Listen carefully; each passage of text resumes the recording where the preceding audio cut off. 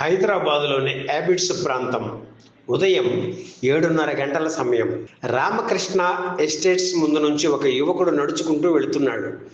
ఇంతలో రోడ్డు పక్కనే ఉన్న వాళ్ళలో ఎవరో "అడుగో ఎన్టీఆర్" అని అరవగానే నడుస్తున్న వాడల్లా అటువైపు ఆసక్తిగా చూశాడు ఆ యువకుడు. 4 అడుగుల గోడ మీద నిలబడి వర్కర్స్కి ఏవో సూచనలు ఇస్తున్నారు ఎన్టీఆర్.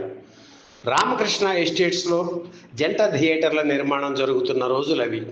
పంచె, లాల్చీతో తెలుగుదనాన్ని ప్రతిబింబిస్తూ హుందాగా నిలబడిన ఎన్టీఆర్ దగ్గరికి వెళ్ళి నమస్కారం చేసి ఆటోగ్రాఫ్ తీసుకున్నాడా యువకుడు. కృషి, దీక్ష, పట్టుదల, విజయానికి సోపానాలు అని రాసి సంతకం చేశారు ఎన్టీఆర్. ఆయనకు కృతజ్ఞతలు తెలిపి తన దారిని వెళ్ళిపోయాడు ఆ యువకుడు. ఆ యువకుని పేరు దాసరి నారాయణరావు. అప్పటికింకా ఆయన చిత్ర పరిశ్రమలోకి ప్రవేశించలేదు. కొన్నేళ్ల అనంతరం దాసరి అప్పటికి కథా రచయితగా, సంభాషణల రచయితగా బిజీగా ఉన్నారు. పగలు సినిమాలకు అసోసియేట్ డైరెక్టర్గా పనిచేస్తూ రాత్రిళ్ళు డైలాగులు రాసేవారు. ఎన్టీఆర్తో చిక్కడు దొరకడు చిత్రాన్ని నిర్మించిన కుదరవల్లి సీతారామస్వామి ఆయనతోనే మరో జానపద చిత్రం నిర్మించే ప్రయత్నంలో ఎన్టీఆర్కు కథ చెప్పాలని దాసరిని తీసుకువెళ్లారు. 2 కథలు దాసరి చెప్పగా అందులో ఒక కథ ఎన్టీఆర్కు నచ్చింది. అయితే కుటుంబ సమస్యల కారణంగా సీతారామస్వామి ఆ సినిమా తీయలేకపోయారు. ఎన్టీఆర్కు దాసరి చెప్పిన కథ బాగా నచ్చడంతో దాసరిని పిలిపించి 1116 అడ్వాన్స్గా ఇచ్చి, "బ్రదర్, వీలున్నప్పుడు ఈ కథతో సినిమా చేద్దాం" అన్నారు. అయితే ఆ కథ ఎన్టీఆర్ దగ్గరే ఉండిపోయింది, కానీ తెరకు ఎక్కలేదు. ఆ తరువాత కొంతకాలానికి డివిఎస్ రాజు చిత్రం కోసం కథ చెప్పడానికి ఎన్టీఆర్ దగ్గరికి వెళ్ళారు దాసరి. ఆ కథ ఎన్టీఆర్కు బాగా నచ్చింది. అందులో తల్లి పాత్ర కీలకం. ఆ పాత్ర ఎవరితో చేయించాలా అని ఆలోచించారు. మంగమ్మ శపథం చిత్రంలో జమున ఎన్టీఆర్కు తల్లిగా నటించారు కనుక ఆవిడ దగ్గరకు వెళ్ళి అడిగారు. కానీ మళ్ళీ తల్లి పాత్ర చేయడానికి జమున అంగీకరించకపోవడంతో ఆ కథను సినిమాగా తీసే ఆలోచన మానుకున్నారు డివిఎస్ రాజు.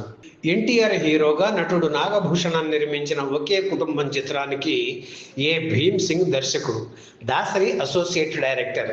ఈ చిత్ర నిర్మాణ సమయంలోనే భీమ్ సింగ్ ఓ హిందీ సినిమా పూర్తి చేయాల్సి రావడంతో ఎన్టీఆర్ దగ్గర అనుమతి తీసుకొని ఆయన వెళ్ళారు. 15 రోజుల పాటు జరిగిన ఓ భారీ షెడ్యూల్కు దాసరి దర్శకత్వ బాధ్యతలు స్వీకరించి సమర్థంగా పూర్తి చేశారు. ఆ షెడ్యూల్ రష్ చూసి ఎన్టీఆర్ సంతృప్తి చెంది, "బ్రదర్, మీరు పైకి వస్తారు, ఇండస్ట్రీకి ఎసెట్ అవుతారు" అని అభినందించారు. ఇటువంటి నేపథ్యంలో ఎన్టీఆర్ దాసరి కాంబినేషన్లో వచ్చిన తొలి చిత్రం మనుషులంతా ఒక్కటే. ఈ సినిమాలో ఎన్టీఆర్కు తండ్రిగా, తాతగా కైకాల సత్యనారాయణ నటించడం ఒక విశేషం. మనుషులంతా ఒక్కటే చిత్రం విడుదలయ్యి 50 ఏళ్లు పూర్తయిన సందర్భంగా ఆ చిత్ర నిర్మాణ విశేషాలు ఈ వీడియోలో చూద్దాం. అప్పటి వరకు దాసరి స్టార్స్ సినిమాలు తీయలేదు. మంచి కథ తయారు చేసుకొని దానికి తగ్గ నటీనటులతో సినిమాలు తీసేవారు. ఆ సమయంలోనే ఎన్టీఆర్ దాసరి కాంబినేషన్లో సినిమా తీసే ప్రపోజల్తో వచ్చారు కళా దర్శకుడు రాజేంద్ర కుమార్. మొదట ఎన్టీఆర్ డేట్స్ సంపాదించి తర్వాత దాసరి దగ్గరికి వెళ్ళారు రాజేంద్ర కుమార్. తమ తొలి కాంబినేషన్ హిట్ కావాలనే తపనతో బెంగళూరులో కూర్చొని స్క్రిప్ట్ తయారు చేశారు దాసరి. ఈ చిత్ర నిర్మాతల్లో ఒకరైన మహేష్ రాసిన కథ ఎన్టీఆర్కు దాసరికి నచ్చింది. ఇందులో హీరోవి 2 పాత్రలు, ఒకటి నెగటివ్ రోల్, మరొకటి పాజిటివ్ రోల్. నెగటివ్ రోల్ తర్వాత పాజిటివ్గా మారుతుంది. ఇవి తండ్రి కొడుకుల పాత్రలు. ఒక పాత్ర చనిపోయిన తర్వాత 2వ పాత్ర వస్తుందన్నమాట. ఈ సినిమాలో మొదటి పాత్రకి భార్యగా, 2వ పాత్రకి తల్లిగా జమున నటించారు. రామారావు గారికి నేను తల్లిగా నటించాలా అని ఆమె సందేహిస్తుంటే కన్విన్స్ చేసి జమునని ఒప్పించారు దాసరి. మరో హీరోయిన్గా మంజుల నటించారు. సినిమాలో 2 గ్లామర్ హీరోయిన్లు ఉన్న ఎన్టీఆర్తో వీరికి డ్యూయెట్ లేకపోవడం విశేషం. ఎన్టీఆర్తో మాస్ మసాలా చిత్రం కాకుండా దున్నేవాడిదే భూమి అనే కాన్సెప్ట్తో జమీందారుల దౌర్జన్యాన్ని అరికట్టే కథాంశాన్ని ఎన్నుకొని మనుషులంతా ఒక్కటే అంటూ అభ్యుదయ చిత్రాన్ని తీశారు దాసరి. ఎన్టీఆర్ వంటి మాస్ కమర్షియల్ హీరోతో ఇలాంటి చిత్రం తీయడం దాసరి ధైర్యానికి ఒక నిదర్శనం. మనుషులంతా ఒక్కటే షూటింగ్ ఎక్కువగా బెంగళూరు ప్యాలెస్లో జరిగింది. మొదట్లో వేగంగా జరిగినా తర్వాత నుంచి ఏవో అడ్డంకులు ఎదురై చిత్ర నిర్మాణం స్లో అయింది. దాంతో పరిశ్రమలో వదంతులు మొదలయ్యాయి. షూటింగ్ ఆగిపోతుందని, ఇక జరగడం కష్టమని. దానికి తోడు ఒకరోజు ఈవినింగ్ ఫ్లైట్కి బెంగళూరు వెళ్లాల్సిన ఎన్టీఆర్ బయలుదేరకపోవడంతో అదిగో ఎన్టీఆర్ కూడా వెళ్ళలేదు, ఇక యూనిట్ కూడా వెనక్కి తిరిగి వచ్చేస్తుంది చూడండి అనే ప్రచారం మొదలైంది. ఇవి నిర్మాత రాజేంద్ర కుమార్ చెవిన పడటంతో ఆయన దాసరి దగ్గరికి పరిగెత్తారు. సార్, అన్నగారు రాలేదు, మద్రాసులో రకరకాలుగా ప్రచారం జరుగుతుంది, నాకు టెన్షన్గా ఉంది అన్నారు. అప్పుడు రాత్రి 9 అయింది. ఎన్టీఆర్ నిద్రపోయే సమయం. ఆ టైంలో ఆయనకు ఫోన్ చేయాలంటే ఎవరికైనా హడలే. అయినా తప్పనిసరి పరిస్థితి కావడంతో ఎన్టీఆర్కి ఫోన్ చేశారు దాసరి. కాసేపటికి ఎన్టీఆర్ లైన్లోకి వచ్చి, ఏమిటి బ్రదర్ అని అడిగారు. ఏమీ లేదు సార్, రేపు ఉదయం షూటింగ్, మీరు బయలుదేరలేదు, ఏమన్నా ప్రాబ్లం ఉందా సార్ అని అడిగారు దాసరి. నథింగ్. ఈ సినిమా కోసం మీరు పడుతున్న శ్రమ గమనించాను. నేను ఈవినింగ్ ఫ్లైట్కి వచ్చే బదులు మేకప్తో రెడీ అయ్యి మార్నింగ్ ఫ్లైట్కి బయలుదేరి సరాసరి లొకేషన్కి వచ్చేస్తాను. ఒకరోజు హోటల్ ఖర్చు కలిసి వస్తుంది కదా అన్నారు ఎన్టీఆర్. ఆ సమాధానం దాసరిని కదిలించింది. థ్యాంక్ యూ సార్ అని ఫోన్ పెట్టేశారు. ఈ సినిమాలోని పతాక సన్నివేశాలను ఒక ఫైట్ నెల్లూరులో చిత్రీకరించడానికి ప్లాన్ చేశారు. దాసరి, ఇతర ఆర్టిస్టులు, సాంకేతిక నిపుణులు నెల్లూరు చేరుకున్నారు. తెల్లారితే షూటింగ్ అనగా రాత్రి నుంచి భారీ వర్షం మొదలైంది. తుఫాన్ అని తెలియడంతో నిర్మాత రాజేంద్ర ప్రసాద్కు ఏడుపు ఒక్కటే తక్కువ. నా జీవితం సర్వనాశనం అయిపోయింది, ఏం చేయగలను అని ఆయన నిరాశపడుతుంటే దాసరి ఓదార్చారు.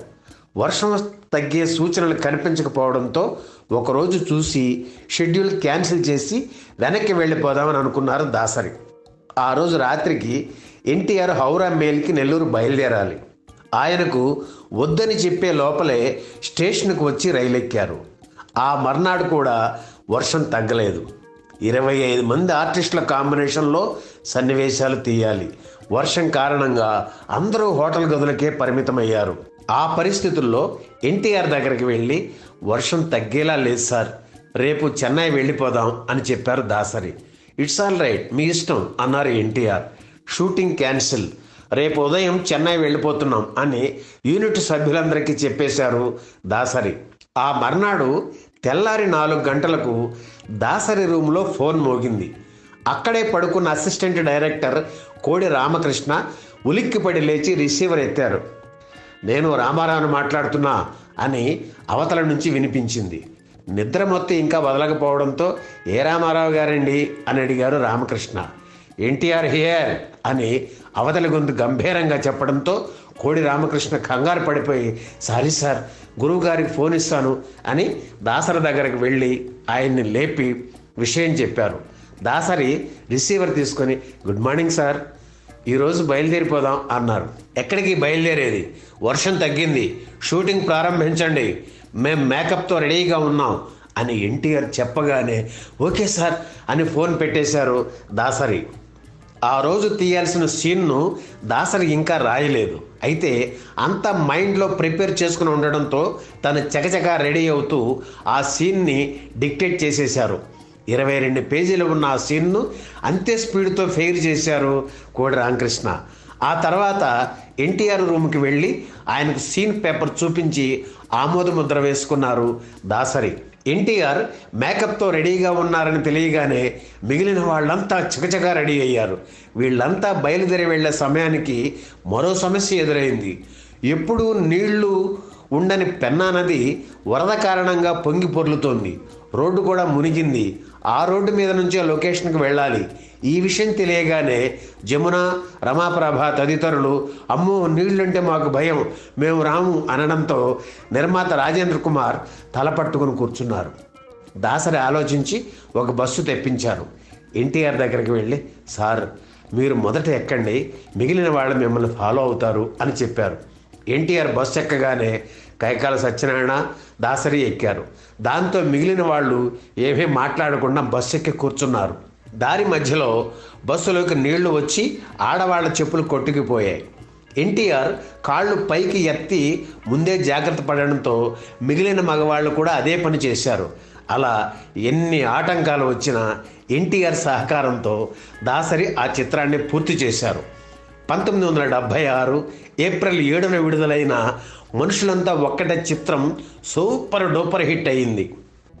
ఈ వీడియో మీకు నచ్చితే లైక్ చేయండి, షేర్ చేయండి, వెంటనే సబ్స్క్రైబ్ కూడా చేయండి.